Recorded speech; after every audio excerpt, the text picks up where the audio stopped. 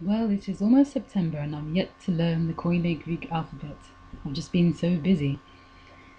In just over a week, I will be studying. I'm feeling excited. My lecturer suggested learning the Koine Greek and Hebrew alphabet before I start. Some time ago, I believed I would be living in a new country, but everything just seemed to go wrong there and I couldn't stay. Now I'm grateful to God because if I did not have to return home to England, I would not have had such tremendous opportunities as He has given me. For example, being able to study theology, partially funded by my church. At the time, I drew some pictures to help me learn the language of the place where I was planning to live. Therefore, I'm very happy to have a purpose for making use of these little drawings now whilst learning the Koine Greek alphabet. I'm quite a visual person and prefer this to lists of letters, and perhaps I've been considering we can learn from how children learn in a pictorial way and using different senses. In fact, our learning needs are in some ways similar to theirs.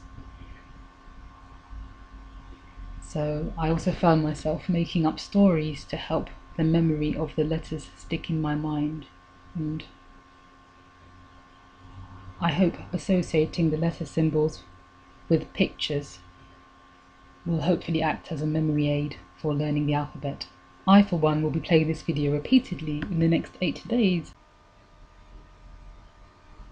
There are 24 letters in the Koine Greek alphabet, including 7 vowels. Some of the vowel letter symbols have long and short versions attached to them, so 2 different sound interpretations.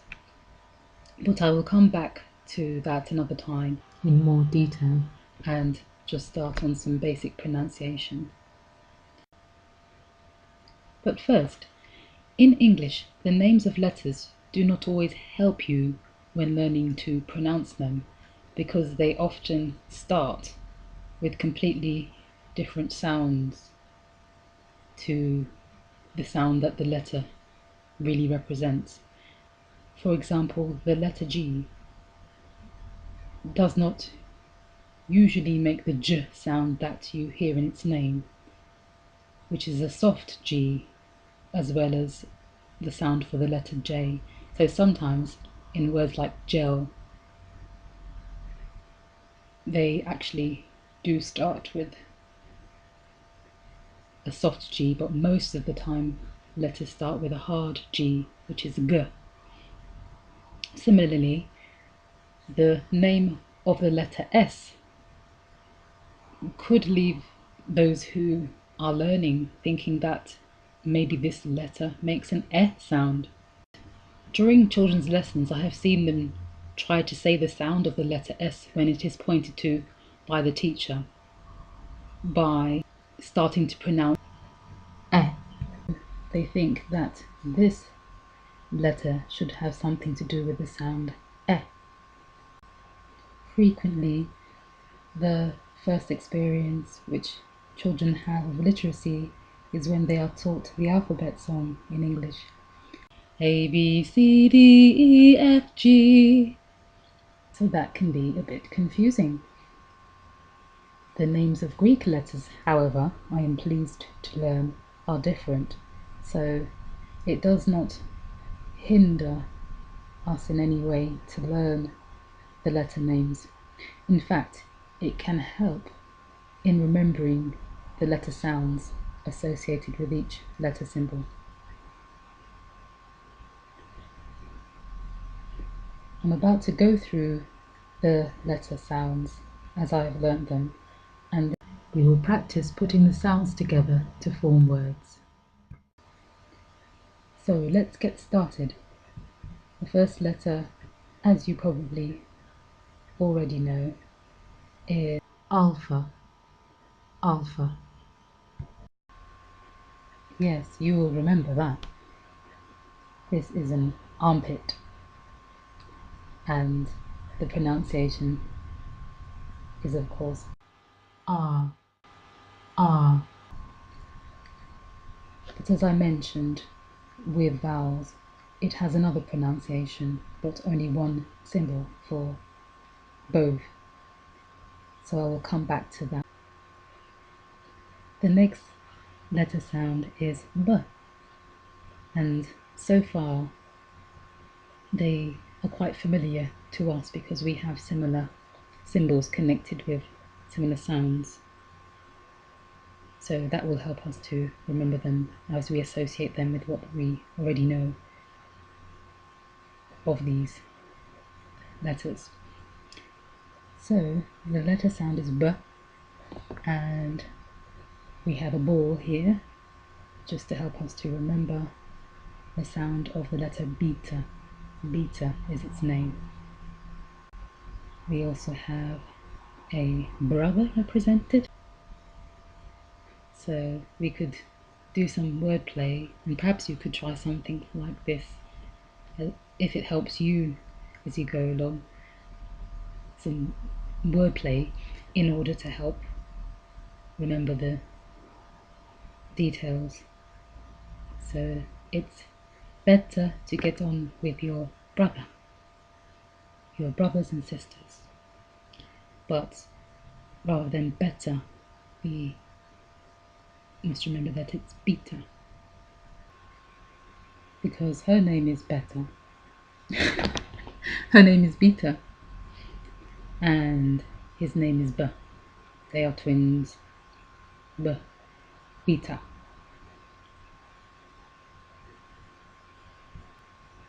B and Beta.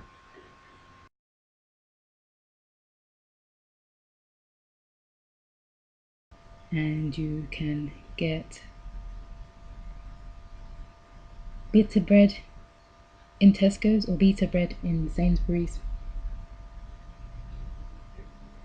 No, I believe you make Beta bread at home in your own oven, where it's nicer and more natural. And it's better to read a book than to waste your time something less useful. It's probably useful to take note of similarities and differences between sounds and symbols of letters that we already know and the ones that we are learning. As you can see, if you look at the symbols for beta, the lowercase version has a longer tail than what we are used to. So that's beta and the sound B.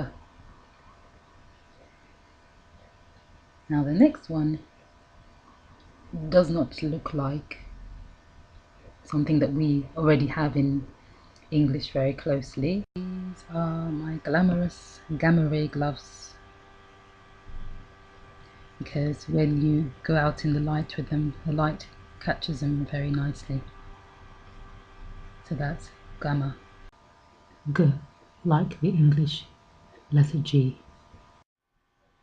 When the weather is nice and warm, as it has been this summer, then it makes you want to just have a nice glass of water. G, glass. We should be having 2 to 3 liters of water anyway, so that's many glasses. G. And I don't wear glasses, but some people in my family do. They say it makes you look more intelligent. I don't know about that. The next sound is D. D. And we have a dad here representing the letter called delta. D for delta and door. Delta reminds me of a triangle. I'm talking about the symbol, and that's the uppercase version, but the other one, I'm not sure what that looks like.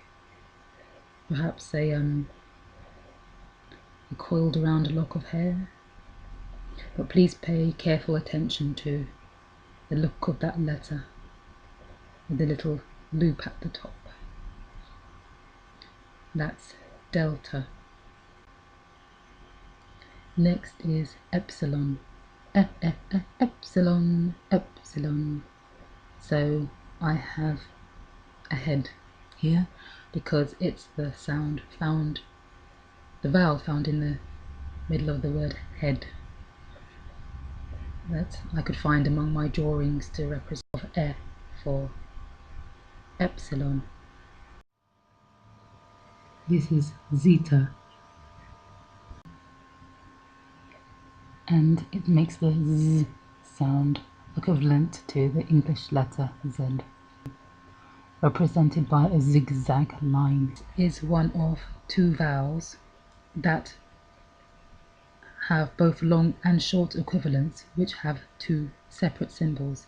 So this is a form of a long E vowel, and it has a different symbol to E of epsilon that we spoke about earlier. This is eta, eta, and she's in the middle talking to her friends, and they are showing their hair. Eta, eta, them showing off their hair and a pair.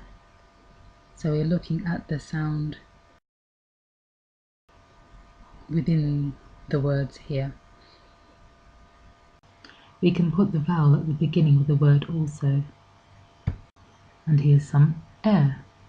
And here is theta, theta, which makes the sound when you use your tongue to touch your teeth. Theta. And I've got a symbol here in the picture representing the idea of thinking. Think. This guy is rather ill, and that's because he's representing I, iota, I. That's rather easy to remember for English speakers and writers because it looks like a letter I, except that the lowercase version does not have a dot on top of it. I. Now we have come to kappa, k, k, and it's interesting to just have one symbol for the sound k, whereas in English we have both the C and the K. Kai, which we'll come across later, is slightly different. K, that's hard. This is kappa, as in clock, cold, clothes, and car. We can also use this cup, which sounds a bit like kappa, to help us remember. Would you like a nice cup of tea, my dear? Next is lambda, which has the sound L, L. So we have some lips, and we have an I representing look, and a line. And the uppercase symbol for lambda looks like a triangle without the bottom line drawn in, but just the two lines at the sides, if the triangle is pointing directly upwards. And also the lowercase one looks like a triangle as well, but with a tall ascender, like a flag, or a bit like what you would find on an H, but it's diagonal coming from the right hand line of the triangle. Next we have mu, which makes a sound, just like our letter M in English, to represent the sound. The lowercase version looks like a U with a long tail on the left and a curved tail on the right. So maybe that's the one we should concentrate on to help us remember it, as the uppercase mu is much easier to remember. We have moon, mother, and map.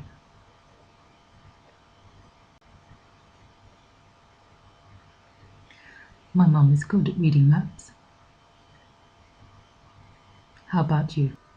The next letter is nu, and it makes an n sound, which is why there's a knife there. Careful! The lowercase version looks like a V. This is kusai, which resembles 3 parallel lines in the case of the big kusai, and the little one looks like a curvy W that has been rotated 90 degrees right, perhaps? What do you think it looks like? And this is pronounced similarly to the English X, X, X. So we have here a box. Now this is the first of the sounds that are like our, as there is both a short and long vowel version. This is the short vowel O for us, which is why I have pictures here representing the word on. Remember to put your coat on, it's cold outside. At the moment, I'm just at the end of a nice summer. I have started to put my coat on indeed. Here we have the letter pi, which many of you will be familiar with through mathematics. Pi, which makes a p sound, similarly to the English P. The uppercase version looks like a square with the lower side not present. P for pencil. And here's a... Now looking at this letter you might think it's a P. It looks very similar to one, but it's actually called rho, and it is the ancient Greek R. So whenever you see it, think of a r sound, like round, as in this round wheel. The uppercase version looks very much like our P, and the lowercase version also looks like our letter P, starting lower down with a tail that extends lower also, but the loop at the top is more rounded. R. Next we have sigma. The uppercase version is a zigzag type of shape that you can see here, starting from the right, like a slightly elongated letter M turned 90 degrees to the left. And you have 2 lowercase versions, one like a circle with a straight line on top extending to the right, and the other like a wide open S that doesn't fully curve all the way around at the bottom like ours, but it's still rather similar. The first of the lowercase versions is used when the S is within the word, and the second version that looks more like an S is used when it is at the end of a word. sun, snowman, smile, sleep. We have here snow and slippers. That's sigma. Following that, we have the letter tau. So I have some toes here. Tau. Ouch, you stepped on my towel. The lowercase version looks like RT without an ascender, going above the bar of the T. Happily, I see that the uppercase version looks like our big letter T. T for toys. And a tall Tim. Here we have U for upsilon. At first I thought this sound matched the picture, but then I found out that it is pronounced oo. So that is something to remember. U for upsilon, with an uppercase version that looks suspiciously like a large Y. And Phi looks to me like a circle with a line going through the center. Like an English S. So we have feet, flower, phone. Both the upper and lowercase version are like this, but I'm starting to see a pattern now in the lowercase versions of letters with the lines going through the center.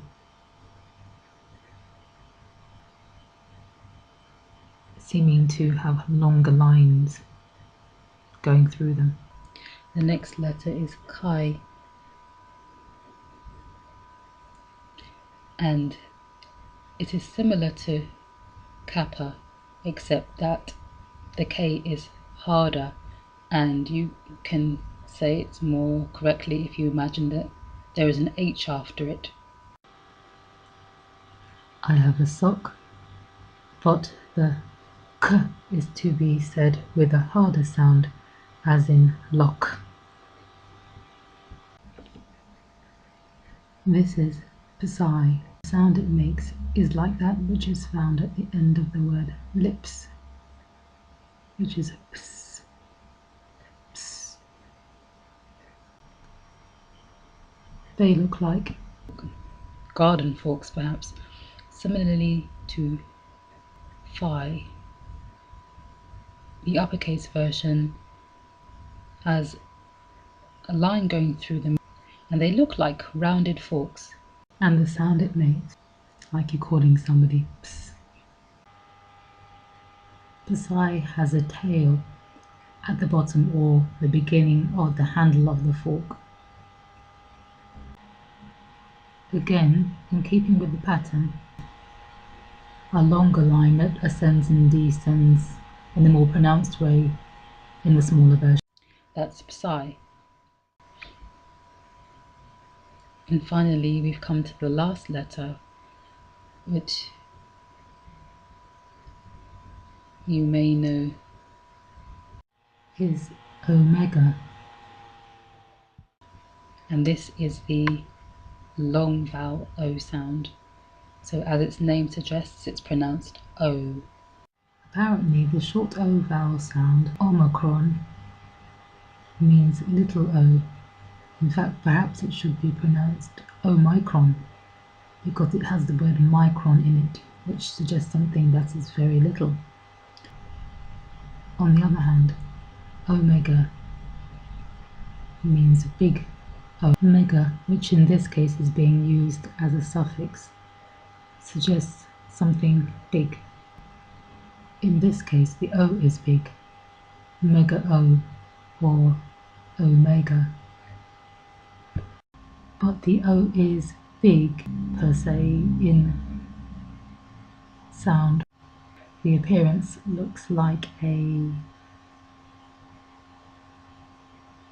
circle that is almost fully drawn with 2 feet pointing outwards on either end, and it's nicely symmetrical. The lowercase version looks like a very rounded letter W. In the last video we reflected on how Jesus said He is the Alpha and the Omega, the first and the last. He is revealing His rightful position in our lives by comparing that to the first and last letters of the alphabet which was known at the time. So Omega is a fitting symbol, someone who through his greatness has the last word, who, when we accept his authority in our lives and when we reverence and respect him as being our boundary and our barrier of protection, who blesses our goings out and our comings in. And even when things do not turn out in the way you believe they will, God can make the most out of them if we let him. So that's what I'm learning from this experience. So I just thank God for the doors that he allows to remain closed, and for those I'm going to start putting God first and last in my life, and now have a great sense of peace, and his plan for your life will be revealed at every juncture. In Jesus' name.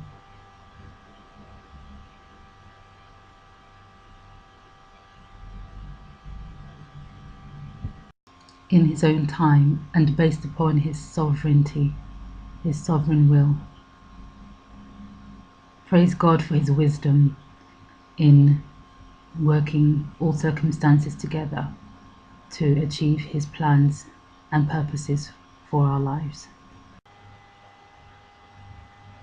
I, for one, intend to run through the open door which he has given me, and I'm very much looking forward to starting my theology studies. And I pray that God's peace will come to you. God himself will visit you.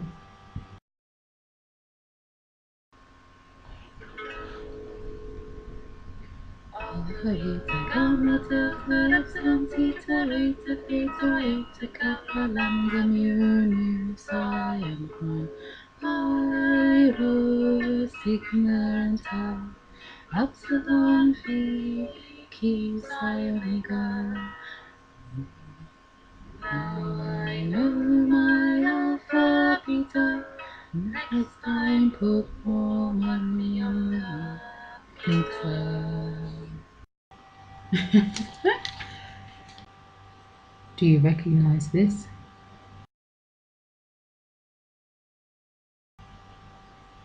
Here are the sounds: e, os, e, os. It's theos, theos. You may recognize this in itself or from the word theology. I've seen the next one used repeatedly. It reads Jesus Christos. Jesus Christos is Jesus Christ.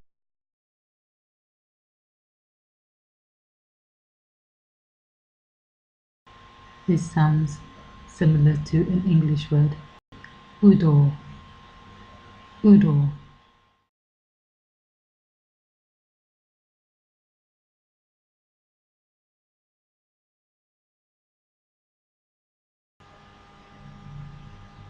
And apparently when you have 2 gamma symbols together, instead of making a g sound, they then make an sound, as in the combination ng, which you find in English words like walking, talking, becomes ng. So in that case, what would this be? Angelos. Angelos, which is angel.